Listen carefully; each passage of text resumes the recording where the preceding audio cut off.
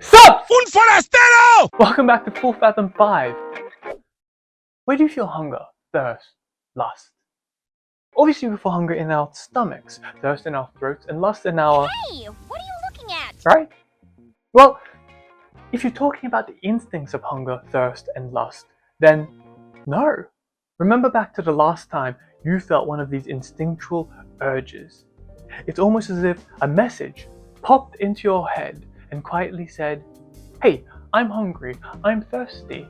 Oh, let's watch some adult content, come on, you know you want to, man, what's the harm?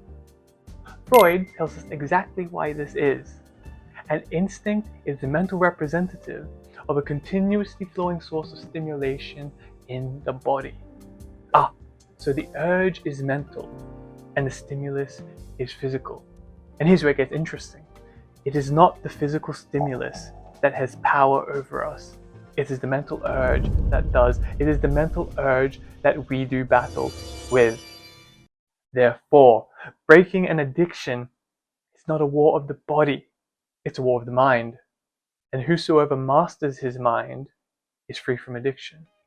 So what I want to do is to give you 5 mental weapons, these ones, to help you fight this silent war and master your mind.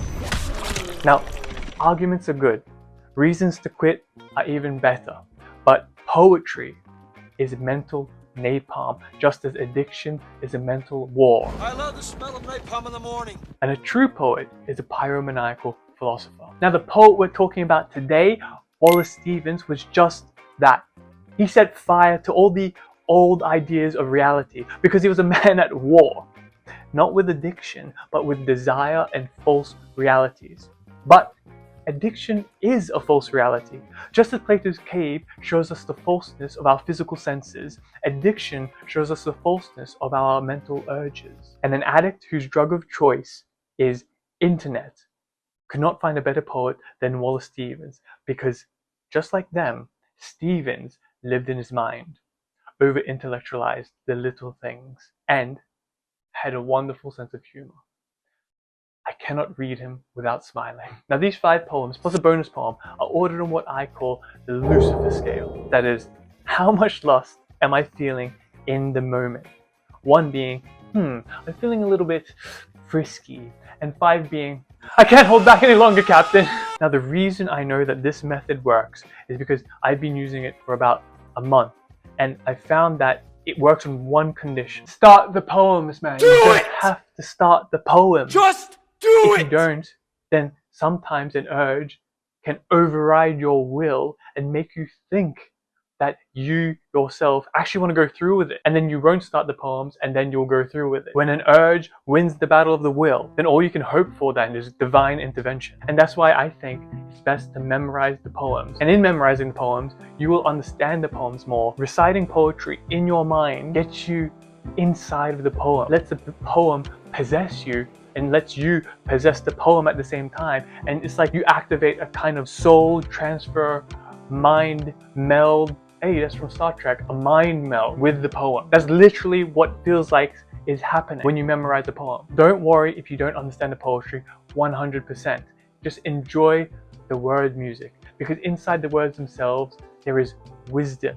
And it's not always clear how much of our brain is understanding, or how much of our unconscious or our soul is understanding the words before our consciousness understands the words. And lastly, the beautiful thing about this technique is that not only are the poems themselves effective at battling the mental urges, but the mere act of diverting your attention away from lustful thoughts and occupying them with beautiful, perfectly phrased meditations and ideas fights half the battle. Because when an urge is starved of attention, it dies because it is mortal, like us. And when we die, we are eaten by worms and taken to heaven, which brings us to our first poem, Worms at Heaven's Gate.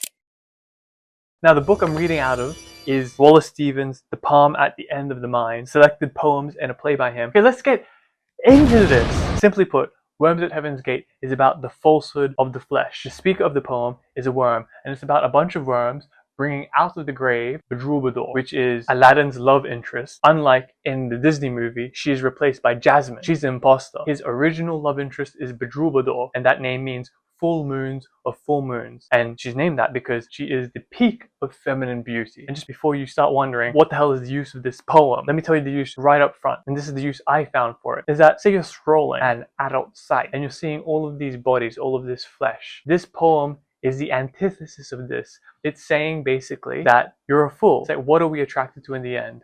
Dust, particles, atoms. And the way you use these poems is that as soon as you feel that urge, you start. Out of the tomb we bring Bedroubadour. Within our bellies we her chariot. Here is an eye. And eye is also a play on eye. And here are, one by one, the lashes of that eye and its white lid. Here is the cheek on which that lid declined. And finger after finger, here the hand, the genius of that cheek. Here are the lips, the bundle of the body, and the feet.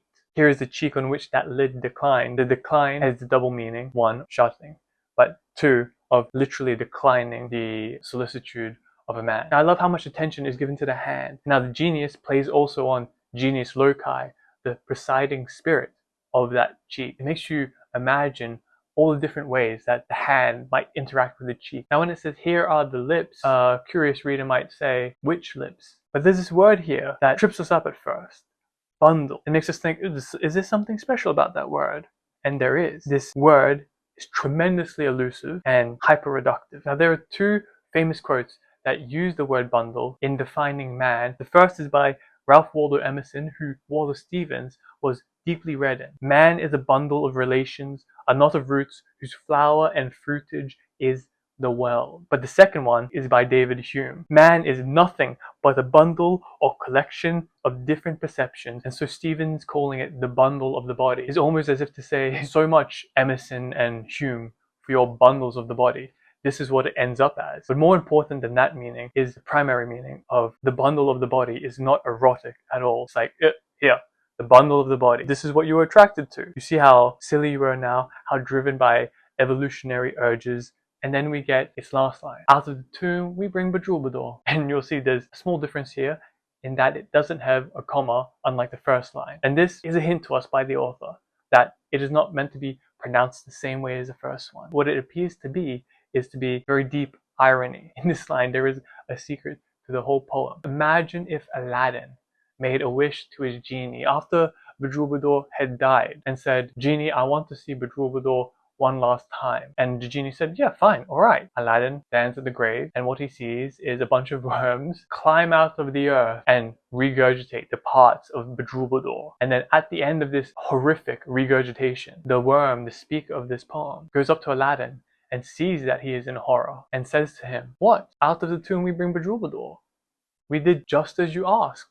Isn't this what you wanted? And that's what the tone of this last line is saying, basically. What? We did what you asked. But here's where the little secret comes in. Because what the worms regurgitate aren't the body parts at all, but are one identical vomit, slime, the digested corpse, dust, or decomposed sludge. And that is precisely why the worm has to explain what he's vomiting up. And so we might see now that the name Bedroubadour was perfectly chosen because the worms drool Bedroubadour. Now Aladdin is not having a good time, which brings us to poem number 2, In a Bad Time.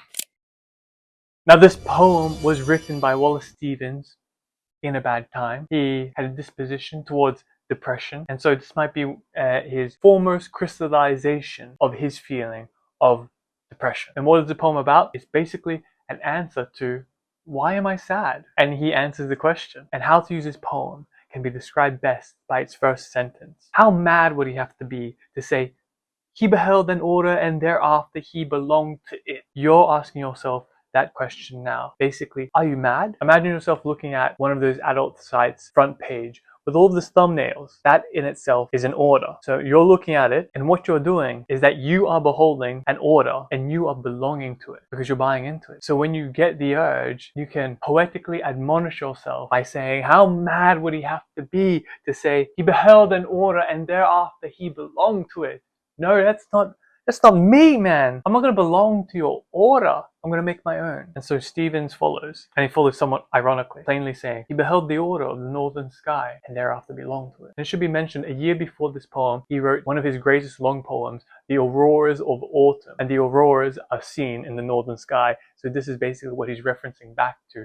He himself beheld the order of the auroras of autumn, and he belonged to it. But now the next line says, but the beggar gazes on calamity, and thereafter he belongs to it. So Stevens is saying, it is the beggar that gazes on calamity, belongs to it, and feels like crap. I feel like crap now. Am I the beggar? I thought I belonged to the northern sky. And what you have to think when you read the line, but the beggar gazes on calamity, is that you, the addict, as you're looking at the site, you are the beggar gazing on calamity in the computer screen, right then and there, and thereafter belonging to it. The beggar gazes on calamity, and thereafter he belongs to it, to bread hard found and water tasting of misery. And this puts me back into that mindset when you are so gooned out of your mind and so unfeeling to all the stimulus that is coming in through your eyes that you can't find one video that is arousing anymore. And so you're trying to find something that will just do the job so you can get the session over and done with. And that's something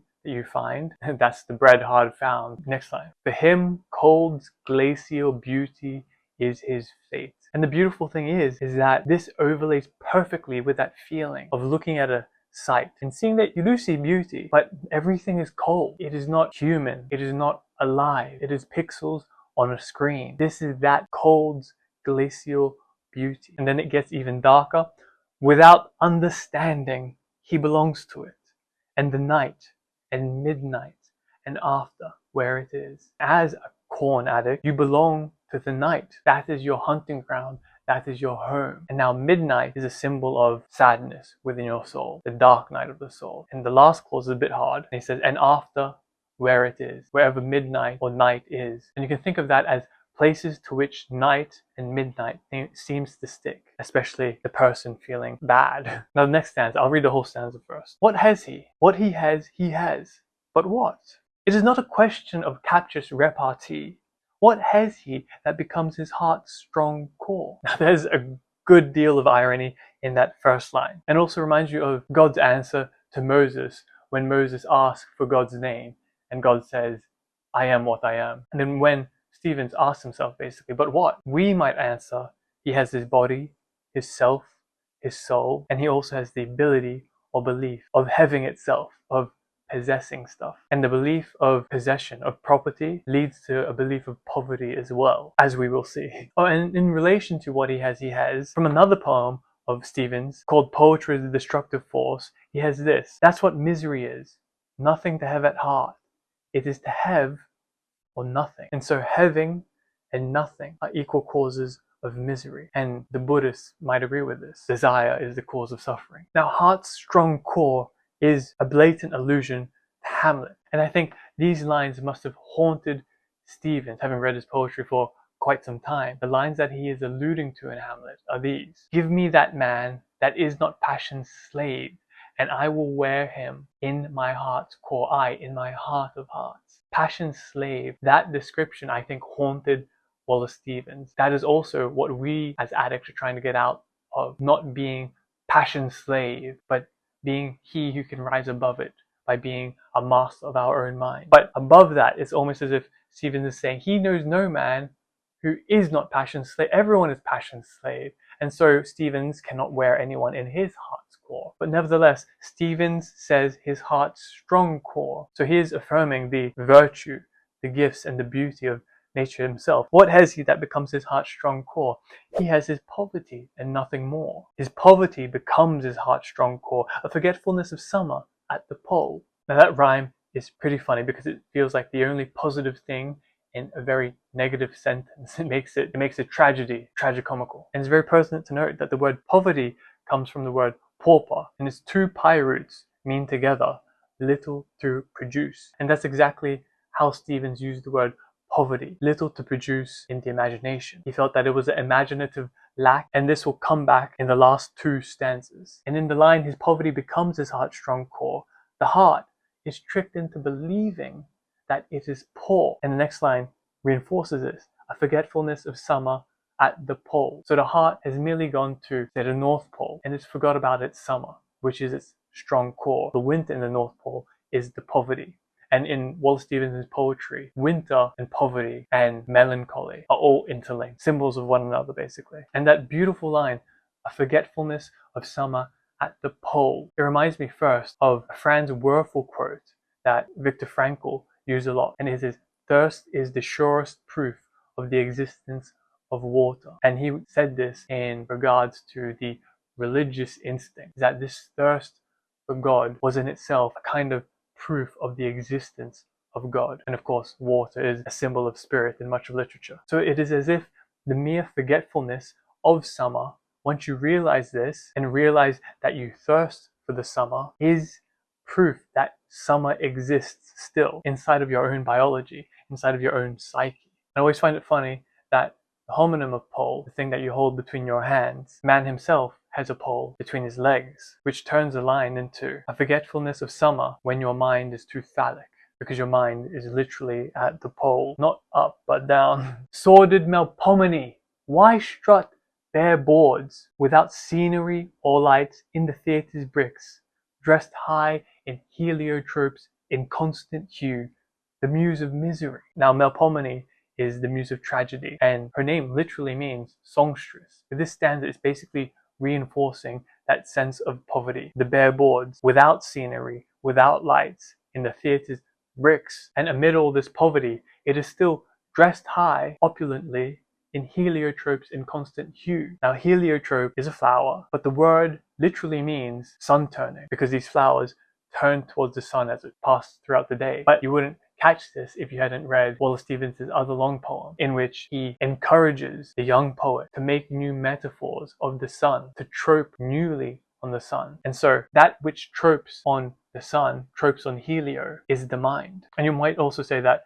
the mind is that thing which is always turning towards the light, because it wishes to see, it wishes to find the truth. There is no knowledge without light. And so with the next sentence, the poet's admonishment to Melpomene, speak loftier lines. We find that basically he's saying, why are you dealing in so much poverty? Speak something richer, that illuminate the true reality, that pierce through this poor reality to the rich one. And in regards to the muse of misery, it's illuminating to point out that Stevens was probably heavily influenced by this quotation from Emerson. The misery of man is to be balked of the sight of essence and to be stuffed with conjectures. That is, he cannot see through to the supreme reality. He cannot get to the thing in itself. So this part of the misery of man is that he's in Plato's cave. And the quote goes on, but the supreme good is reality. The supreme beauty is reality. And all virtue and all felicity depend on the science of the real.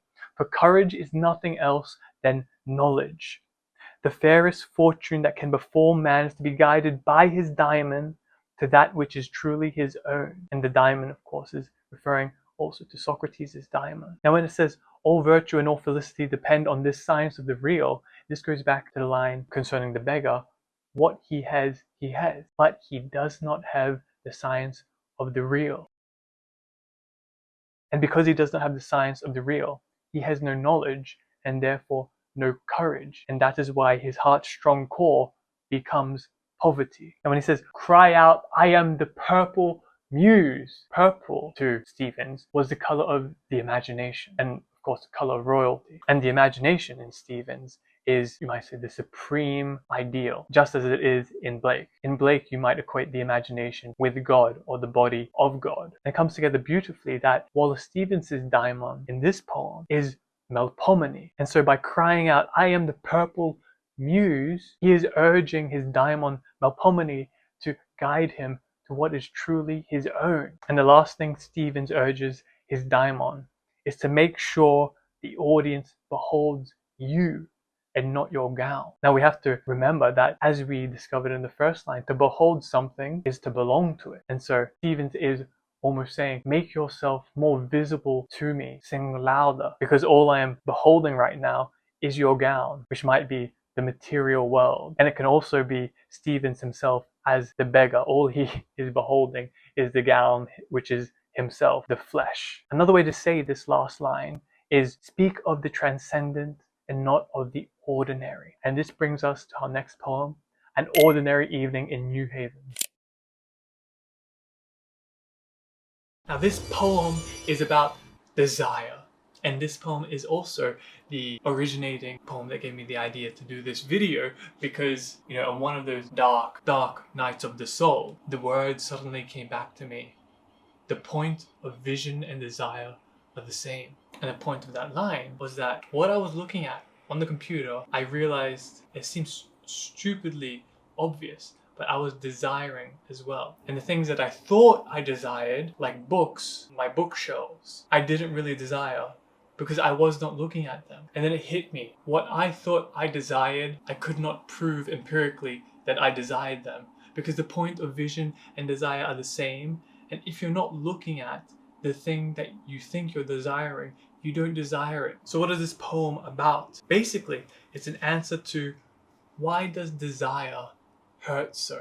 In that sense, it's very Zen, it's very Buddhistic. The first thing we've got to note in this first line is that the etymological meaning of desire is actually Latin desidere, meaning from the stars. And the sense development comes from to wish upon the stars, basically. Now the next sentence I just used in the making of this video because I was feeling so tired, and I said to myself, it is to the hero of midnight that we pray on a hill of stones to make Beaumont thereof. And just the vocabulary of that is hilarious. The hero of midnight here is both the archetypal man that overcomes midnight, which we saw in the last poem, but hero of midnight is also simply the mind, because in complete darkness it functions, it acts, and it is also the originator of heroic acts. And then the other key word is pray. If hero is the function of vision, then pray is the function of desire. So hill of stones refers to both the world, which is a hill of stones,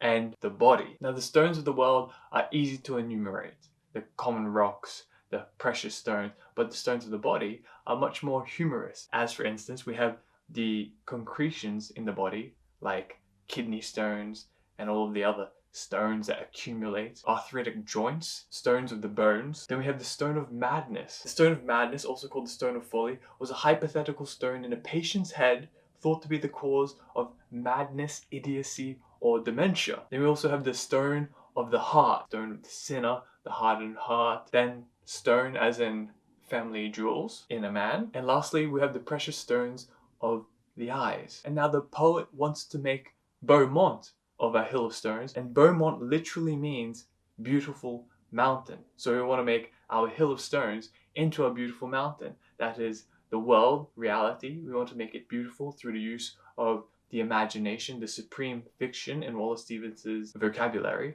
And we also want to make the hill of stones of our body, of the person, into a beautiful mountain. Now Beaumont is also a very famous French wine. And then when we couple Beaumont with the rather humorous use of the term thereof, we find that thereof is not just referring to the hill of stones, but it's referring back to midnight as well. And what we want to do is to make midnight into the beautiful wine of Beaumont. And of course, throughout poetic tradition, wine has always been the symbol of poetry, and also through such gods as Dionysus. And most archetypal of all is the artistic tradition of turning your suffering into art. That's what we're doing here, which is making midnight into Beaumont. Now this next line is very powerful to me. If it is misery that infuriates our love. Now you can just remember back to when you feel completely depressed, and this depression is what guides you towards your addiction, towards your relapse. And the more depressed you feel, of course, the more you want to relieve yourself of that sadness by indulging in your pleasures. And I feel that is described perfectly by, if it is misery that infuriates our love. And yes, it is misery that infuriates our love. To paraphrase these stanzas, it's almost as if to say, if our prayer worked, and if the dark night of the soul stood glistening on the beautiful mountain of ourselves and the world, then ancient saint is the mind, in my reading at least. We all have the capability to be saints, because all it takes to become a saint is to have a mind with ancientest truth, which is the midnight of the mind, because those two things are the most ancient. So if our prayers work, and if sadness stands beautifully on Beaumont, then mind ablaze with blackness, say next to holiness, is the will there too, and next to love is the desire for love, as if to say these things that we are reaching for are not so far away in the end at all. All we have to do is desire them, which is the hardest part, and then we can see them, and then we can see how close they are, but of course at the same time how far away they are, because if they were easy to get to,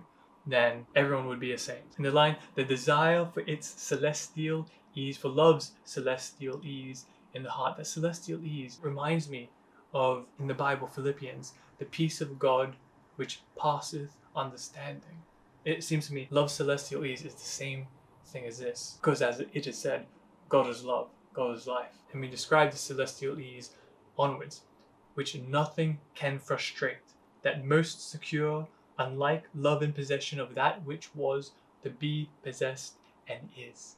That's a funny, syntactically complex sentence. And nothing can frustrate is also funny as well, because in that construction, it also has its negative inside of it. We're saying that nothing can frustrate the celestial ease in the heart unless nothing is itself a noun, as if to say that this nothing can frustrate the celestial ease in the heart. Now that most secure is obviously an adjectival description, but we can read most as being a noun as well, as in that most people secure, but not Stevens himself, because what Stevens has is love in possession of that which was to be possessed and is. Now I know that sounds wonderfully complicated, and once you understand what it is, it's delicious, but at first it makes you go, what? Just spit it out. What are you trying to say, buddy? Huh? What are you trying to say? He's not trying to say anything. He says it as beautifully as you can. All you have to do is imagine when you were a kid and you were really excited for a new toy and you had high expectations for it and you wanted it for Christmas and you asked your parents for it and they did buy it for you and you loved this thing before you even had it. But then once you received it at Christmas and you played with it for a few minutes, you found out it wasn't all that you expected it to be, and in reality it's quite disappointing. But where did all of that love go that you just previously had for it? This is exactly what that line is saying. So love in possession of that which was to be possessed is your being in possession of the expectation, but love in possession of that which is possessed is the real thing and the thing that does not meet expectations. This is where the syntactical complexity of this sentence becomes truly beautiful.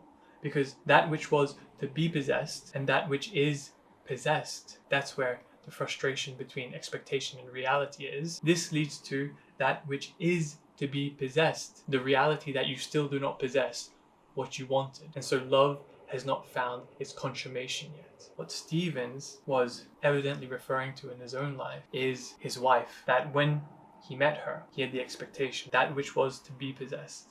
And then when he possessed her, in marriage, then he found the reality of the situation as she did with him. And so once the reality of marriage is set in, then the desire is still there, and the desire is that which is to be possessed. And here we go again.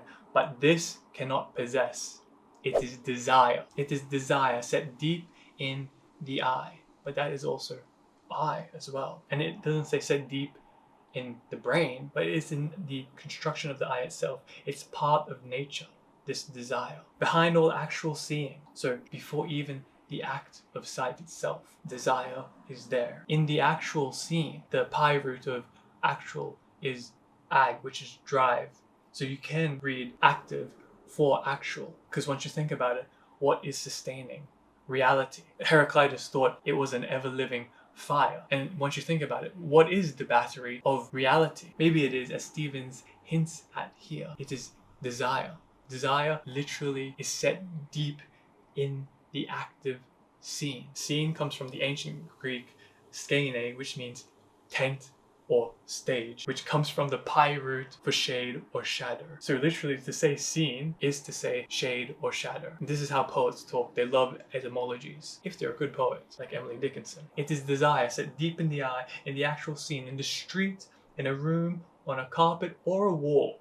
Always in emptiness that would be filled, in denial that cannot contain its blood, a porcelain, as yet in the vats thereof.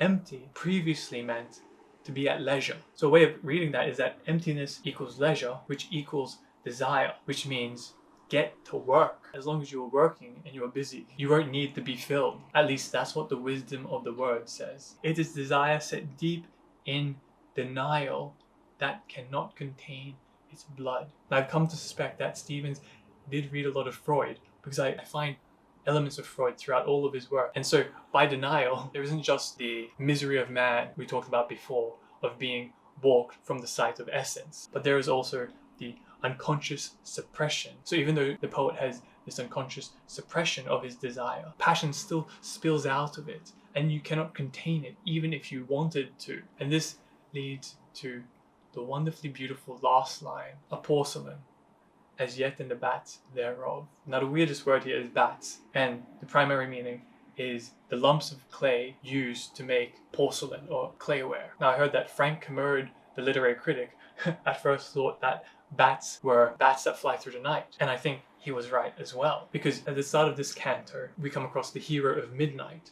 At the end we're talking about all the evils of desire basically, and so bats are the beasts of midnight, and it is exactly what the hero of midnight is battling. But we skipped over the word porcelain. I mean, it's crazy how good this is. Basically everywhere Stevens says porcelain, he is alluding to Keats's Grecian urn. If we remember that line, unlike love in possession of that which was to be possessed and is, as referring to Stevens's wife, and we put into our mind the first line of Keats's Ode on a Grecian Urn, thou still unravished bride of quietness, then it becomes hilarious, because that's exactly what Stevens himself was describing. Stevens conveys that same sentiment with love in possession of that which is to be possessed, and because it is still to be possessed, it is unravished, and desire is a bride of quietness, you might say.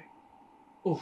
But porcelain is a weird word because etymologically it means cowrie shell. This is what the Italians use to describe the shells of Venus. But porcelain comes from porcella, meaning young female pig. The Italians called cowrie shells porcelains because they look like the female pig's vulva. And here we come to the fact that cowrie shells worldwide are all associated with the female sex. I truly believe that porcelain, which shows up a few times throughout Stevens' poetry, is his secret word for vagina. And I don't think he meant for people to find that as a primary meaning, because it's so wonderfully repressed, if we were to speak like Freud. But every time he uses the word porcelain, the word vagina fits in just as well. Because what is he saying here? The sentence itself begins with, it is desire set deep in the eye. And then the last line is,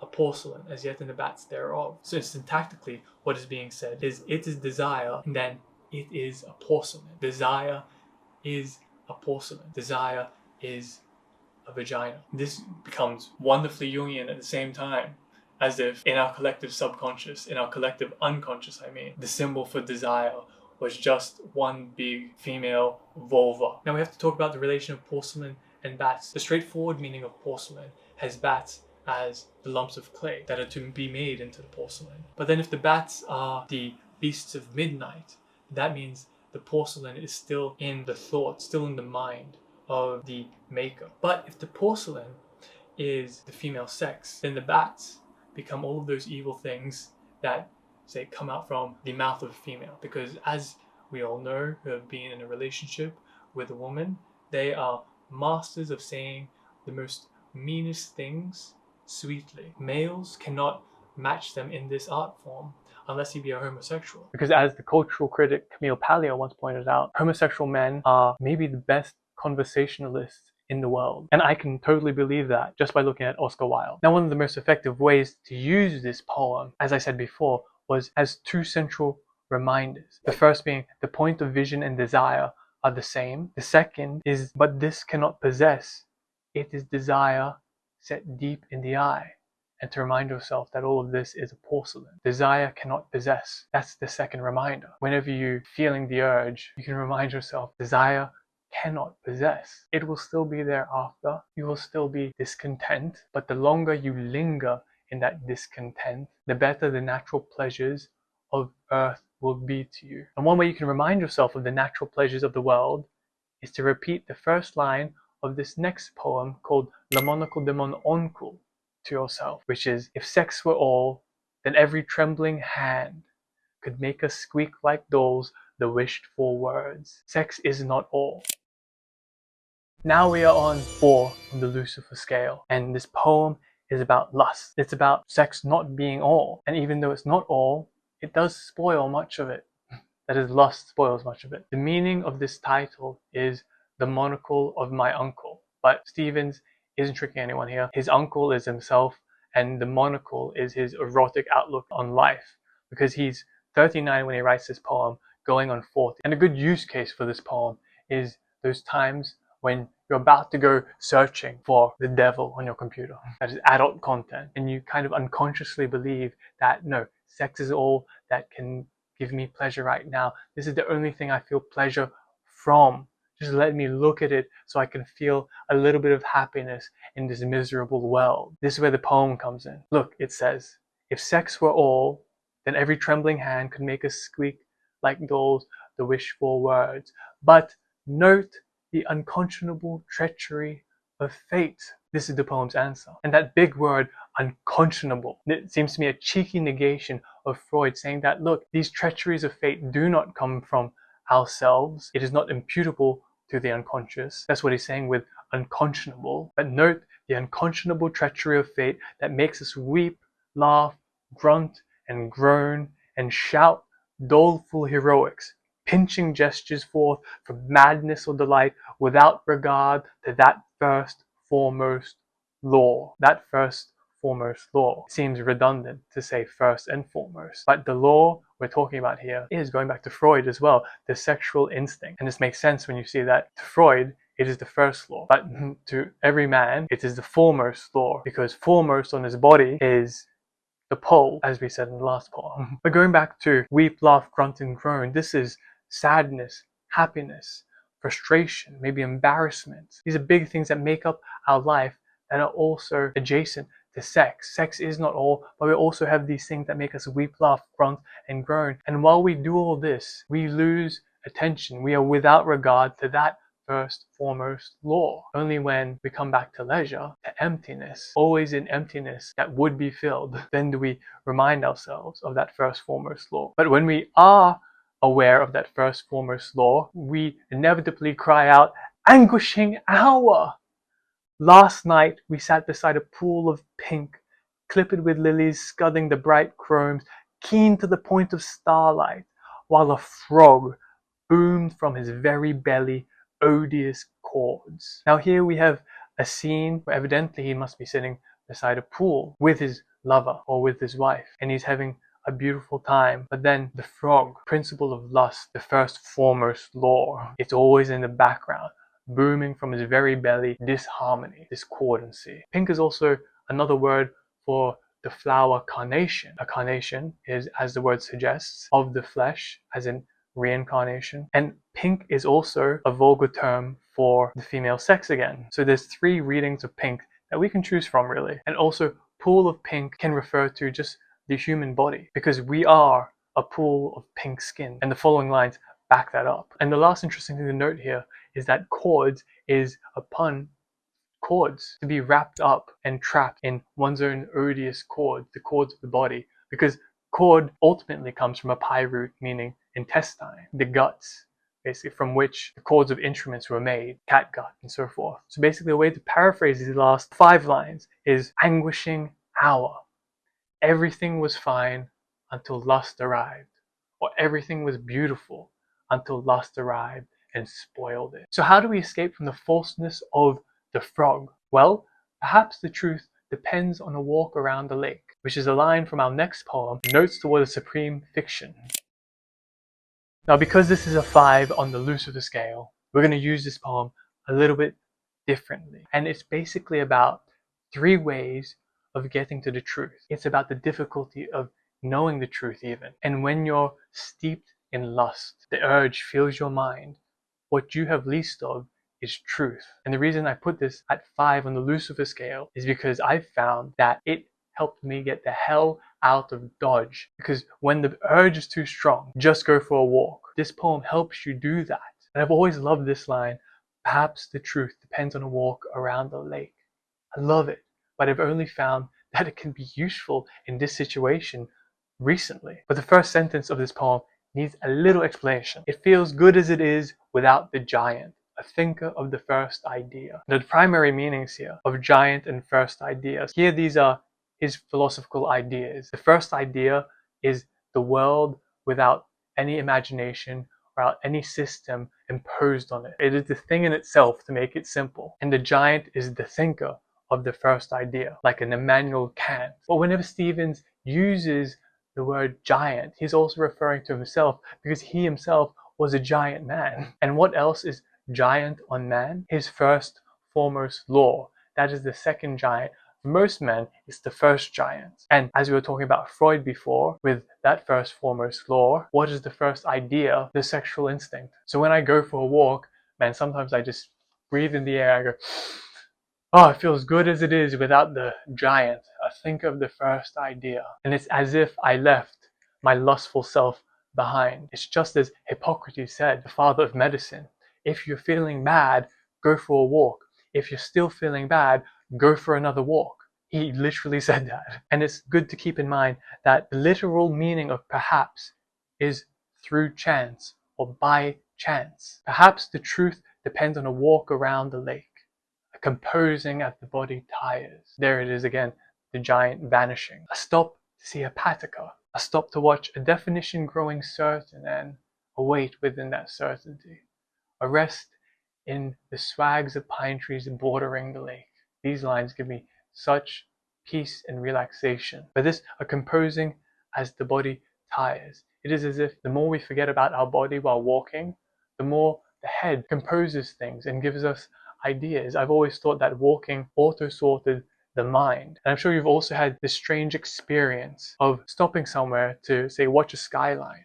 And inside of you, while your mind is auto-sorting itself, you can feel a definition growing certain. And just to wait within that certainty feels good, feels peaceful. Now just to gloss Hepatica. Hepatica is a flower, but the word Hepatica comes from the liver, as in hepatitis. Hepatic means of the liver. So Hepatica means things of the liver. So as well as reading flowers, we may read things purified by the liver, or just things purified in general. And that's kind of what a walk does. It purifies things. It's that auto-sorting of your mind. That's why I think Hepatica is so perfectly chosen as the flower to see on this walk. Perhaps there are times of inherent excellence. Inherent comes from a root meaning sticky, and excellence means high. So this is a sticky highness inside that just seems to happen. You know, it's those moments where you feel good for no reason. The goodness sticks around, as when the cock crows on the left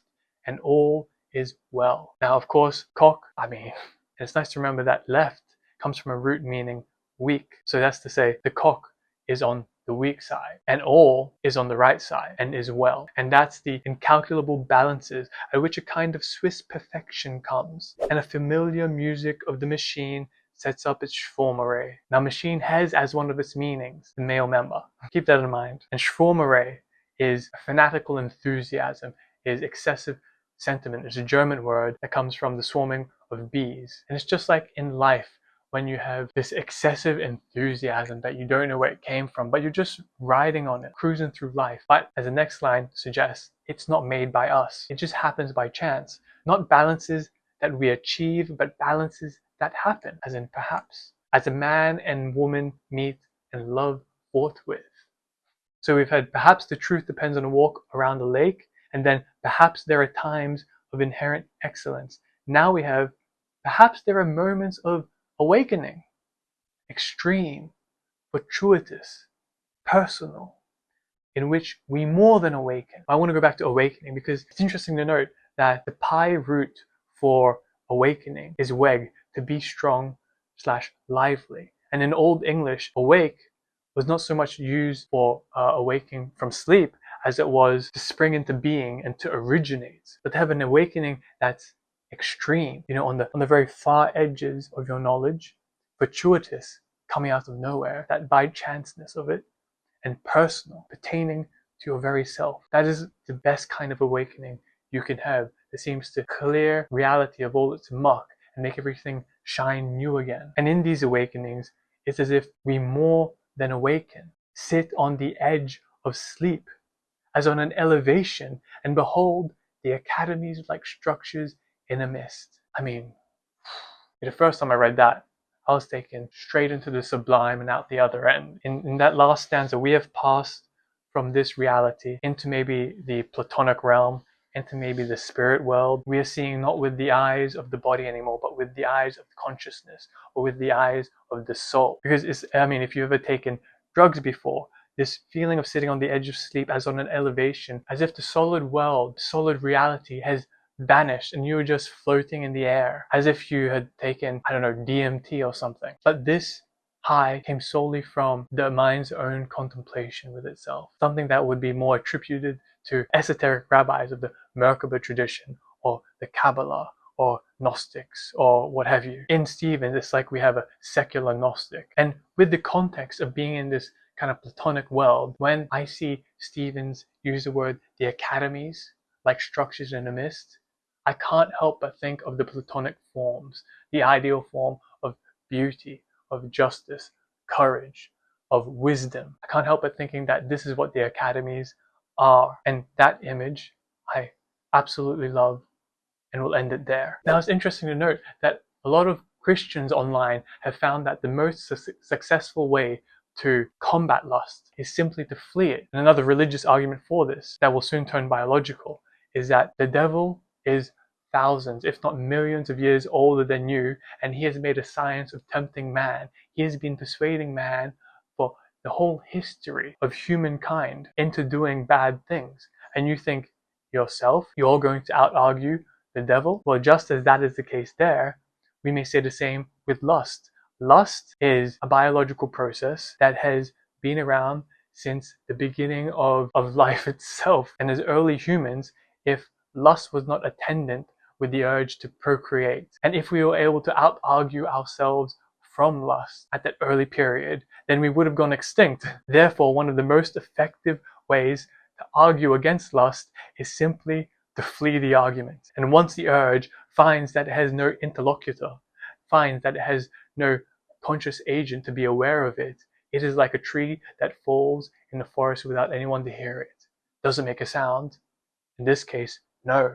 It simply dies. Because, as I said before, mental urges are mortal because they are part of a mortal being. As the Persian saying goes, this too shall pass. Okay, I hope that was alright. I hope that wasn't too boring. I've loved all of your comments. Like, seriously, the response that I got on the last video absolutely blew me away. But I've realized if you have any criticisms, please comment them down in the comments. I would really love to get better because I really want to deliver a good product. I want to provide you with worth. So yeah, if you have any criticisms, roast my ass, man. I would love it. Anyway, I want to thank all the new subscribers. Thank you. What can I say?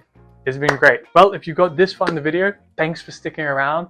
The next video will be on the Bible. It's been nice hanging out with you guys. What else is there to say? Love you. See you next time. Yeah, got me screaming more life. We could do this all night. There are things we don't like.